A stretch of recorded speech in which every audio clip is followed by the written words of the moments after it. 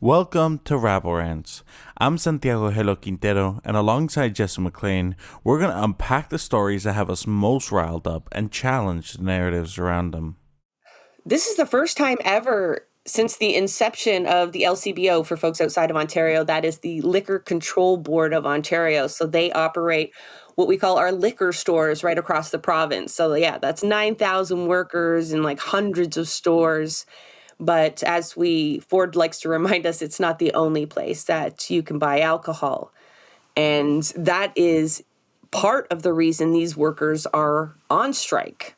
Okay, so on top of your typical bargaining items, they're looking for better pay, they're looking for better job security and access to benefits because OPSEU released a statement. They tell us that 70% of their workers are casual. That would be like precariously employed. They can't control how many hours they're going to get, which makes them unable to cross the threshold of qualifying for benefits. And this is a tactic used quite often, especially with public sector workforces where newer employees are hired on a part-time basis, even though they're almost working full-time hours, but they're kept at a level that prevents them from getting all of the benefits of that union. So obviously that's on the table. There's a lot of things that they're bargaining for their employees, but they're also on strike for something that's really partly outside of their collective bargaining agreement, but completely related to their job security and, revenue streams for the province. Premier Ford is planning on and has taken the steps necessary to make it possible to buy alcohol at corner stores, grocery stores where they already are. And he's talking about expanding this even further. I mean, Santiago, the liquor store makes bank, like $2.5 billion just in profits go back into the province. That doesn't even include like the taxes that you pay on alcohol. We pay a sin tax. I don't know if that's federal or not, but either way, there's provincial taxes on alcohol as well. That's not what I'm talking about. Like just the profits from operating those stores and, the markup that they're putting on the booze and whatnot. That's all going to be gone. So like $2.5 billion is kind of even a drop in the bucket when you're talking about the entire provincial budget. Like if you look at it, for example, Toronto schools alone have, I think, a backlog of repairs that are $4.7 billion. Damn. So, I mean, it's not like this is the be-all, end-all, but it is part of a larger pattern that neoliberals have been instituting for years now, but Ford has a real taste for it, and that is the privatization of public revenue streams. Public services in general, right? A lot of them are put over to the private sector to so-called like save money or to build on efficiencies. We're horrified when it happens to our healthcare and whatnot for kind of separate reasons. But then we have services or crown or provincial entities that actually generate a revenue stream, an impressive one, on top of employing unionized workers. So it's kind of a plus for our community. I mean, we could look at alcohol sales kind of like separately on whether that is helpful to the community. But folks are kind of getting on the whole alcohol bit, like, yes, this man has just been pushing beer down our throats from the day he was elected. I mean, he won on Buck a Beer, for those who don't remember, Still or waiting on Buck a blocked it Beer. out. Yeah. Well, we did. I think there was a few weeks where a single brewery was offering $1 a beer because it was based on agreements that he had to make with brewer retail. And we never did get Buck a Beer, but we did get Doug Ford, and we've had him for so long. It's a basic attack on the public sector and another one on OPSEU. So it's no wonder their workers are on strike facing this kind of prospect, right? Because if you look at the revenue reports for the LCBO, they've been steadily kind of dipping as Ford allows booze to be sold in other places. Because like those private retailers, they take 10% of the profit instead of it going into the province. So he's quite literally taking money out of our pockets and handing it over to retailers like fucking Loblaws. We're always back to fucking Loblaws and the Westons and that crew, the usual suspects already making serious bank and contributing almost none of it back to the public sector. I kind of had a feeling walking into this one that it's like, what do I say about this other than like attack on workers, you know? Because it's obvious that like Doug Ford doesn't operate under he's always operating for some private interest or another, right? Like everything he does, it's not because it's the better way to run things. It's always he made a deal with someone and he's gonna get them some extra money, and like this isn't in the interest of the public at all. Well, at least the public interest is not at all what he's focusing on. And so like we know that like he has been against the LCBO for a long time. But at the end of the day, this isn't really about whether or not alcohol should be sold in corner stores, grocery stores, or government regulated storefronts like the LCBO, right? It's about like the workers here who are asking for better working conditions, better pay, and what the Premier of Ontario does in response to that. Because the Conservatives have been cosplaying recently as being pro-worker, as being pro-labor, right? They know that that's a popular thing, so they've been trying to capitalize off of that. But then immediately, the second that labor issues actually come into play here, the second that the LCBO workers stand up and ask for better, what does he go and do? Films a video with a map that he puts out about all the different storefronts that you can get alcohol at while the LCBO is on strike. Yeah, it's just as much about dismantling the social safety net as it is like public sector unions. And I'm sure JP Hornick is smart enough to have sensed this coming with this type of government, which is in part likely why OPSEU was so defiant during the almost general strike to support education workers against Ford when he used the notwithstanding clause. Not only could they foreshadow this happening to them, like as in those tactics being used against them, but any public sector union under a conservative government is in big trouble.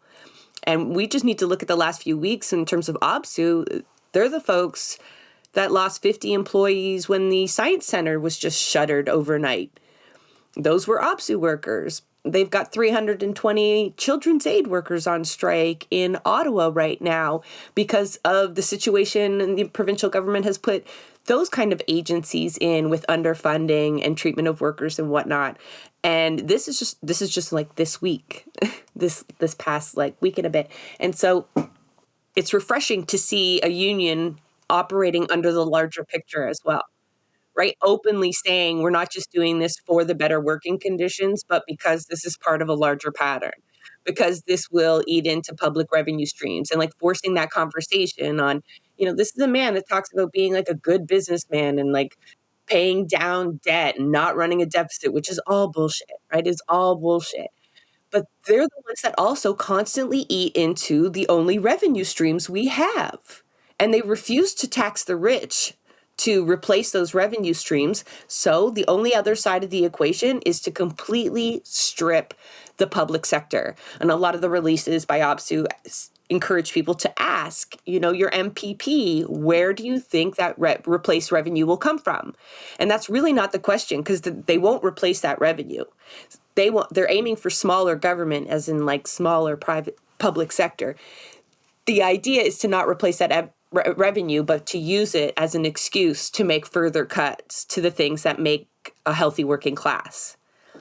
And so this man has been pushing gambling and booze, and I'm not here to make judgment. I mean, I play the lottery, I drink, but those are his priorities in pushing this out. And at the same time, limiting access to, addiction counseling or just healthcare in fucking general. And, I'm talking about school backlogs and repairs. And like, there's an endless list of the public sector paying for this other end. The LCBO workers and OPSEU are really pissed off about the idea of putting it in corner stores, and folks have kind of crunched the numbers.